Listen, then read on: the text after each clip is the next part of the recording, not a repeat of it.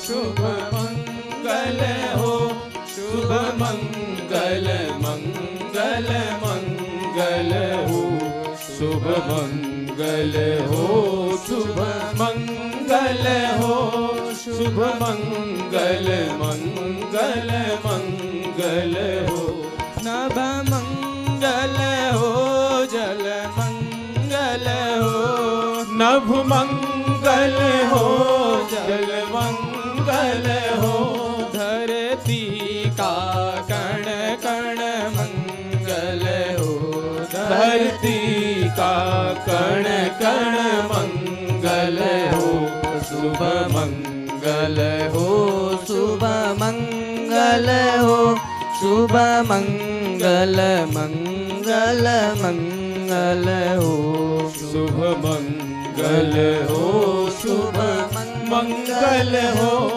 शुभ मंगल मंगल मंगल हो, दिन मंगल हो, निशि मंगल हो, दिन मंगल हो, निशि मंगल हो, जीवन का हर क्षण मंगल हो, जीवन का हर क्षण मंगल हो, शुभ मंगल हो, शुभ मंगल हो, शुभ मंगल मंगल मंगल हो, शुभ मंगल हो, शुभ मंगल हो, शुभ मंगल मंगल मंगल हो, तन मंगल हो, मन मंगल हो, तन मंगल हो, मन मंगल हो, श्रम से अर्जित धन मंगल हो, श्रम से अर्जित धन मंगल हो, शुभ मंगल हो, शुभ मंगल हो, शुभ मंगल मंगल मंगल हो, शुभ मंगल हो, शुभ मंगल हो, शुभ मंगल मंगल मंगल हो, मति मंगल हो, गति मंगल हो, मति मंगल हो, गति मंगल हो, मानव की हर कृति मंगल हो, मानव की हर कृति मंगल हो, शुभ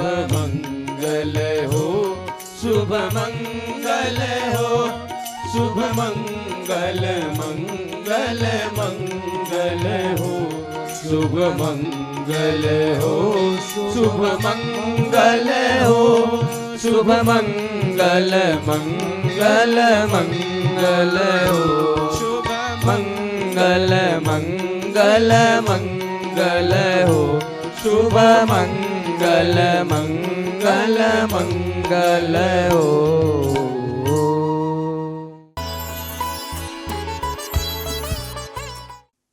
और इसी बात को हमारे पूज्य गुरुदेव कहते हैं कि मन जब अपरिष्कृत होता है तो वो बंधन का हेतु बनता है, और वही मन जब सत्संग के द्वारा, स्वाध्याय के द्वारा, सद आत्मचिंतन के द्वारा, ध्यान के द्वारा, भजन के द्वारा, जब वही मन परिष्कृत होने लग जाता है, जब शुद्ध होने लग जाता है, तो वही मन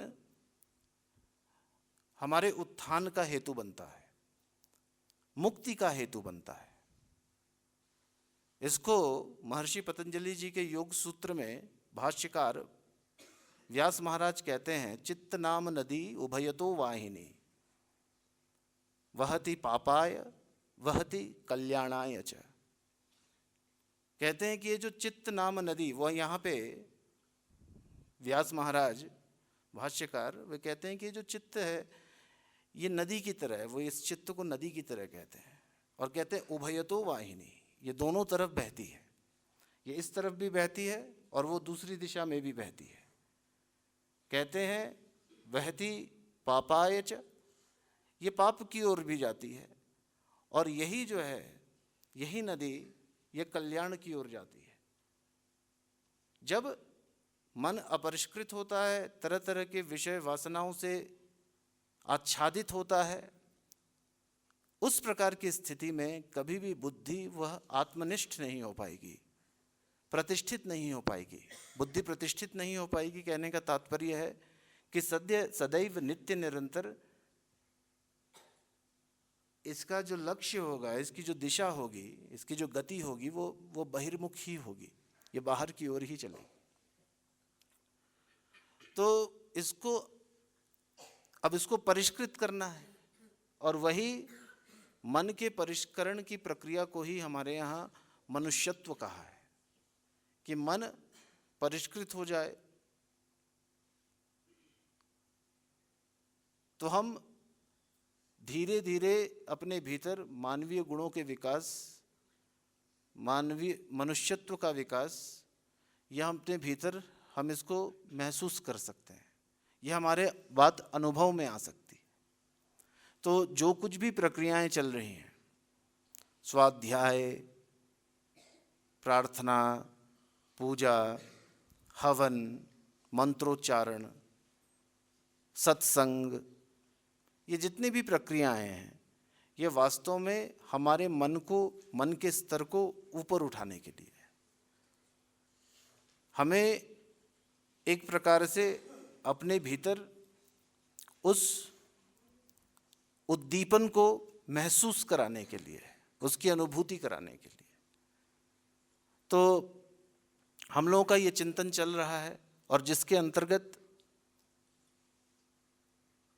मन की भूमिका और मन की स्थिति और विभिन्न अवस्थाओं के विषय में हम लोग चिंतन करेंगे, जिसमें मन की 5 भूमियों के विषय में हम लोग कल अपने चिंतन को आगे बढ़ाएंगे।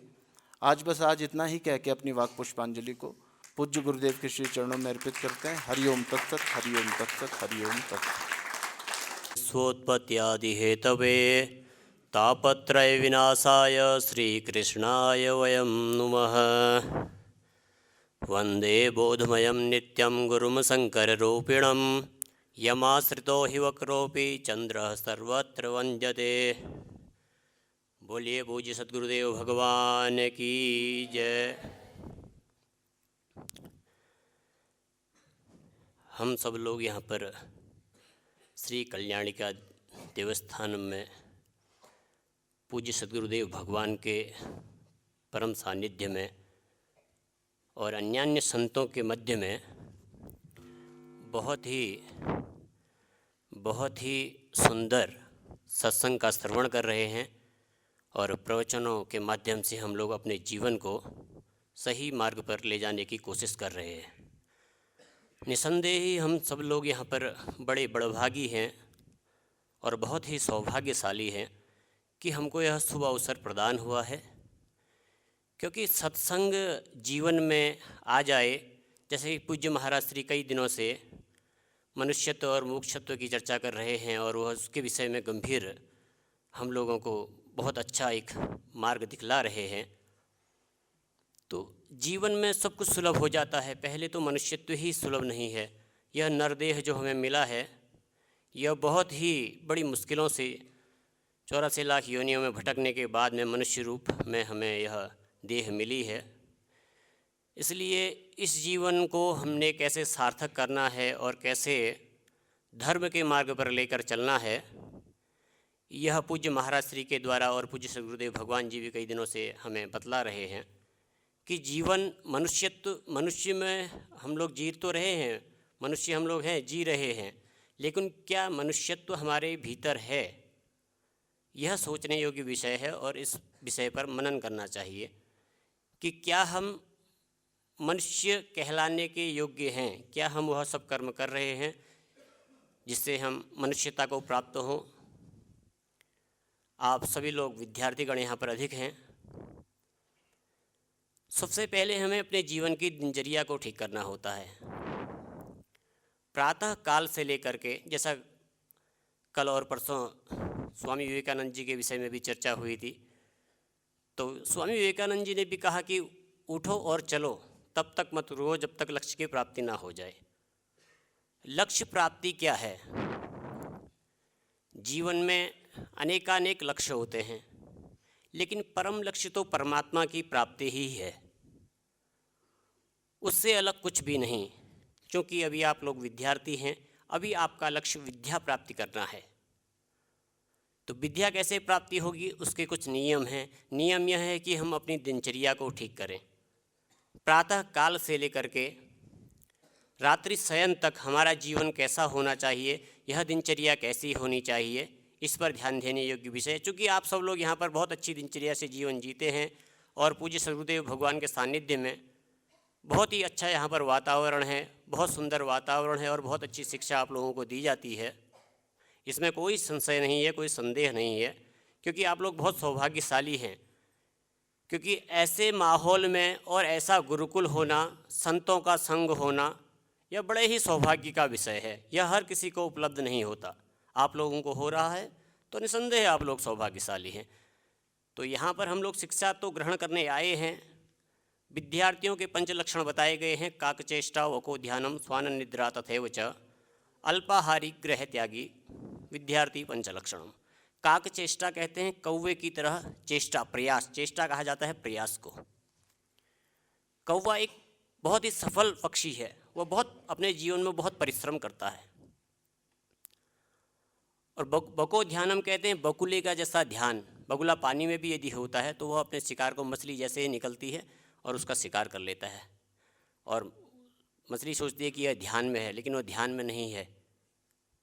ध्यान तो है, लेकिन उसके अंदर क्या करना है वो भी उसके अंदर समाहित है, उसका लक्ष्य क्या है। स्वान निद्रा कहते हैं कुत्ता अगर कहीं शयन कर रहा होता है और बगल से कहीं सी छोटी सी आहट आती है तो वो जग जाता है। तो ऐसी ही निद्रा भी हमारी होनी चाहिए। तथैव च अल्पाहारी। अल्पाहारी तो आप लोग हैं ही, आप और हमें देखकर ही प्रतीत हो रहा है कि आप लोग अल्पाहारी हैं, उसमें कोई संशय नहीं है। गृह त्यागी, गृह भी आप लोगों ने त्यागा हुआ है। माता पिता का त्याग करने के बाद हम लोग घर से बाहर निकले हुए हैं। तो हमारा केवल एक लक्ष्य होना चाहिए, विद्या प्राप्ति। गुरुदेव के बताए गए वचनों का अनुसरण करना, उनको अपने जीवन में उतारना। कई दिनों से यहाँ पर सत्संग प्रवचन चल रहा है पूज्य महाराज श्री के द्वारा यहाँ पर, और अन्य संत भी यहाँ पर प्रवचन कर रहे हैं। तो केवल सुनना ही हमारे जीवन का लक्ष्य नहीं होना चाहिए। सुन करके उन बातों को अपने जीवन में उतारना और उन बातों को अपने जीवन में चरितार्थ करना, यही धर्म की परिभाषा है। सत्य का मार्ग अपनाना, धर्म के रास्ते पर चलना। क्योंकि विद्या ही, कल भी जैसे चर्चा हुई थी कि विद्या धनम सर्वधनम प्रधानम। न चौरहार्यम न राजहार्यम न भ्रातभाज्यम न च भारकारी। न चोर चुरा सकता है आपकी विद्या को। विद्या ही सभी धनों में श्रेष्ठ बताई गई है। न चौरहार्यम, अगर आपने विद्या प्राप्त कर ली तो उसको कोई चुरा नहीं सकता आपसे। न राजहार्यम, न उसको राजा कोई छीन सकता है आपके पास से, कोई सामर्थ्यवान व्यक्ति आपसे नहीं ले सकता बलपूर्वक। न भ्रातभाज्यम, यदि आपके कुटुंबी जन हैं, मान लीजिए एक पिता की 4 संतानें हैं, उनमें से 2 परिश्रमी होते हैं, 2 आलसी होते हैं।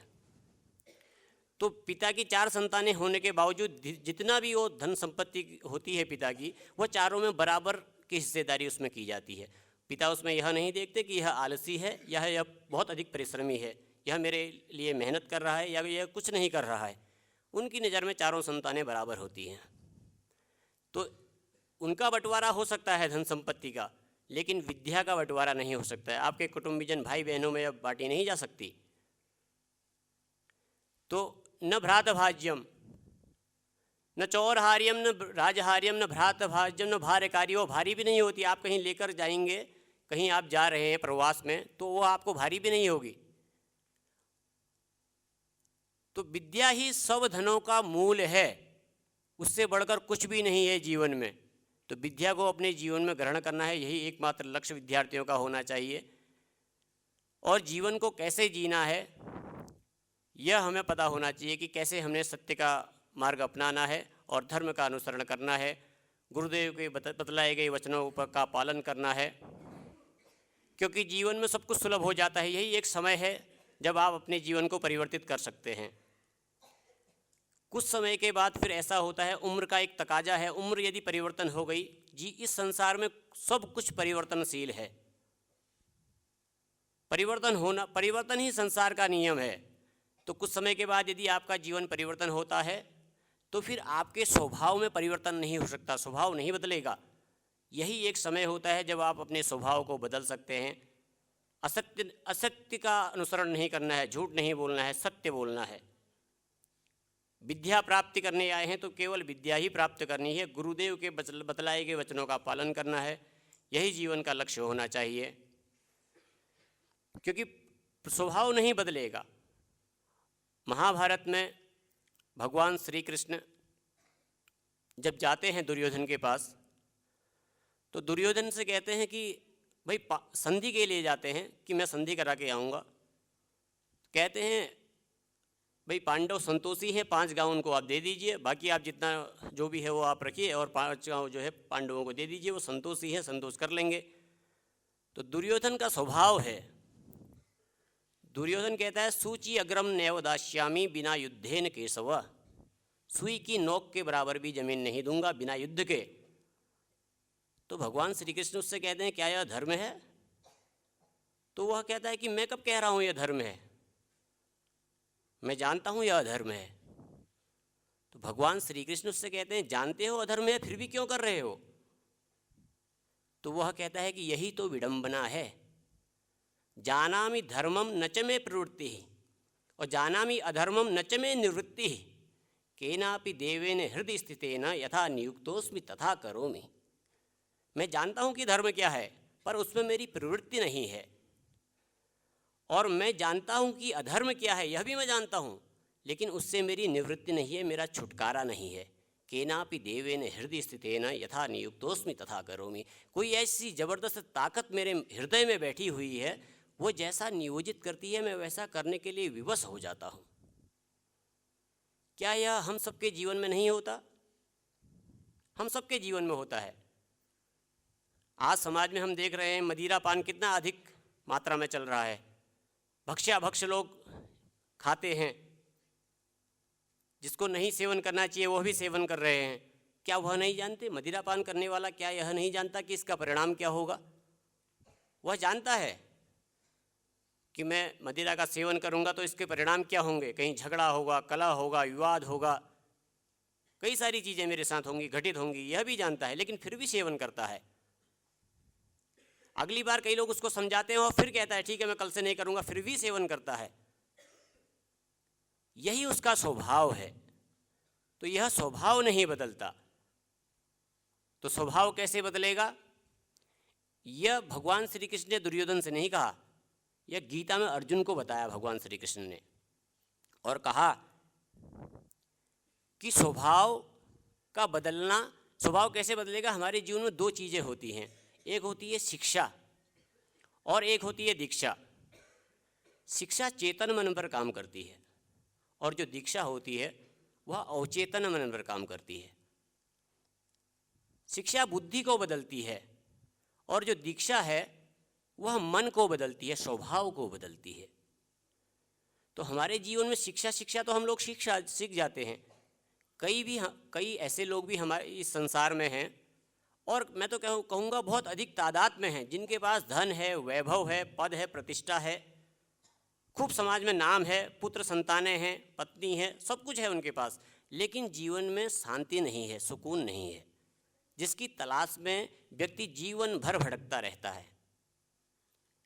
कोई इधर जाता है, उधर दरबार में, कोई कहीं जाते हैं, कोई कहीं जाते हैं, तमाम परेशान रहते हैं और कहते हैं जी सब कुछ है जीवन में लेकिन शांति नहीं है, मैं बड़ा परेशान हूँ। सब कुछ होते हुए भी परेशान है, लेकिन क्यों? स्वभाववश। अब वो स्वभाव कैसे बदलेगा? हमारे जीवन में शिक्षा तो है, शिक्षा तो सभी लोग सीख रहे हैं, लेकिन दीक्षा नहीं है, दीक्षा का अभाव है। ऐसे भी कई संत हमारे जीवन में हुए। हमारे इस संसार में कई ऐसे संत हैं, विलक्षण संत हैं, अद्भुत संत हैं, उच्च कोटि के संत हैं, जिनको भगवान का दर्जा दिया जाता है। उनके जीवन में शिक्षा तो कम थी, लेकिन उनके जीवन में दीक्षा थी। शिक्षा से जो लोग नहीं कर पाए वह वो संत दीक्षा से कर गए, और दीक्षा से उन्होंने समाज में इतना परिवर्तन ला दिया कि आज उन पर लोग रिसर्च कर रहे हैं, उन पर पीएचडी हो रही है, उनके कहे वाक्यों पर लोग पीएचडी कर रहे हैं, शोध कर रहे हैं कि यह सब कैसे संभव हो पाया। शिक्षा नहीं थी उनके जीवन में, लेकिन दीक्षा थी, सत्य का आचरण था, धर्म का आचरण था, गुरु के बतलाए गए वचनों का उन्होंने पालन किया था। तो उसी का परिणाम हुआ कि आज वो उस स्थान पर पहुँचे जहाँ किसी को भी पहुँचना किसी के लिए भी असंभव था, लेकिन उन्होंने वो संभव करके दिखाया क्योंकि उनके जीवन में दीक्षा थी। तो दीक्षा के माध्यम से स्वभाव बदलता है, और स्वभाव बदलने से हमारा जीवन बदलता है, हमारा जीवन परिवर्तन होता है। महर्षि वेदव्यास जी ने भी 18 पुराणों की उन्होंने रचना की। हमारे जीवन में कहा जाता है कि जीवन का एक सूत्र है, आप अपना काम बड़ी निष्ठा के साथ कीजिए, क्योंकि उद्यमेनि सिद्ध्यन्ति कार्याणि न मनोरथ है। हम उद्यम करेंगे, परिश्रम करेंगे। परिश्रम का तात्पर्य आपको किसी बोझा ढोने से नहीं है, आपको केवल और केवल विद्या अध्ययन करना है, स्वाध्याय करना है। तो उद्यमेनि सिद्ध्यन्ति कार्याणि न मनोरथ है, नहीं सुप्तस्य सिंहस्य प्रविशन्ति मुखे मृगाः। शेर को सब जानते हैं, शेर जंगल का राजा कहा जाता है। उसको भी जीवन जीने के लिए परिश्रम करना होता है, और कठिन परिश्रम करना होता है। जब सुबह होती है तो मृग भी भागता है और सिंह भी भागता है। मृग इसलिए भागता है कि अगर मैं नहीं भागा तो मुझे शेर खा जाएगा, मैं शेर का निवाला बन जाऊंगा। और शेर इसलिए भागता है कि अगर मैं नहीं भागा तो आज मैं भूखा मारा जाऊंगा, भूखा मर जाऊंगा मैं। इसलिए भागना तो सबको है, भागना ही जीवन है। भागने का मतलब ये नहीं कि आप दौड़ लगाने लगें, भागने का मतलब ये है कि आप विद्या अध्ययन करने आए हैं, तो विद्या अध्ययन करना है, जीवन में परिश्रम करना है।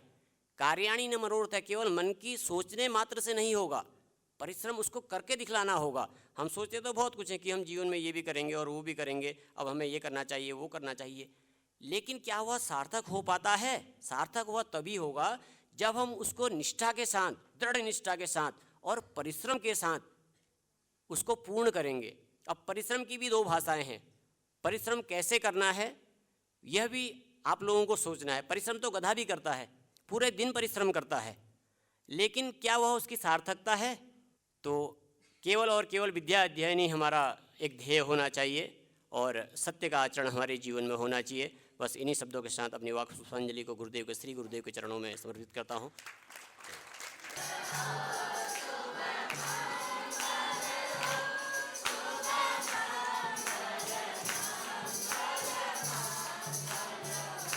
शुभ मंगल हो, शुभ मंगल हो, शुभ मंगल, मंगल मंगल हो।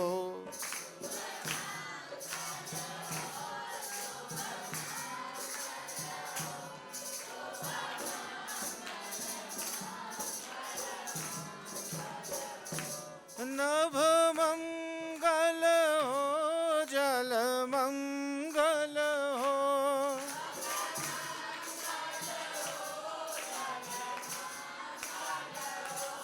धरती का कण कण मंगल हो।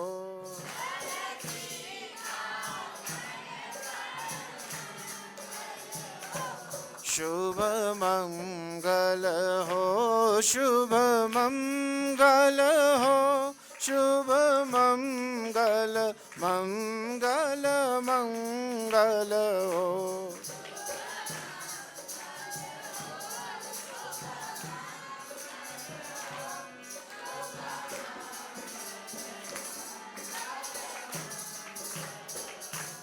तन मंगल हो, मन मंगल हो,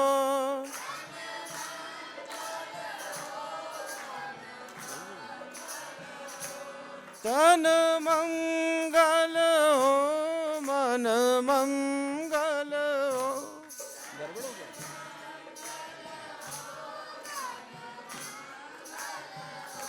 श्रम से अर्जित धन मंगल हो,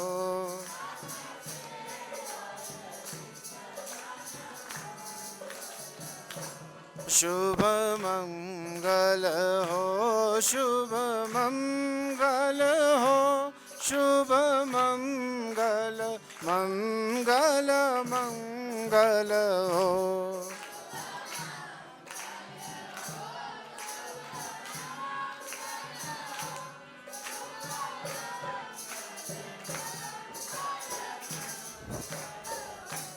मति मंगल हो, गति मंगल हो,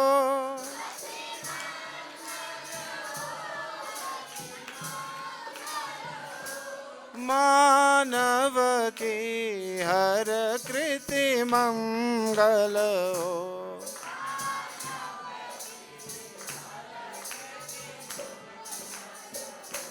शुभ मंगल हो, शुभ मंगल हो, शुभ मंगल, मंगल मंगल हो।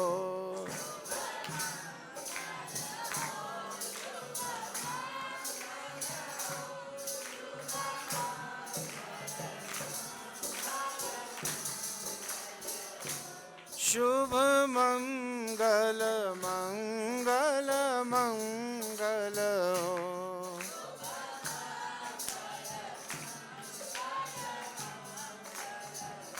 सभी लोग हाथ जोड़ लें, दोहराएंगे। सर्वे भवन्तु सुखिनः,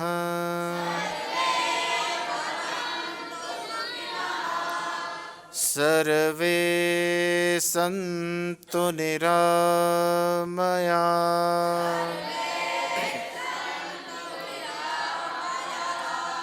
सर्वे भद्राणि पश्यन्तु,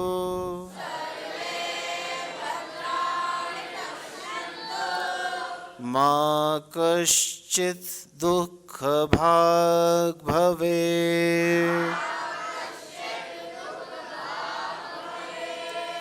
ॐ शान्तिः शान्तिः शान्तिः।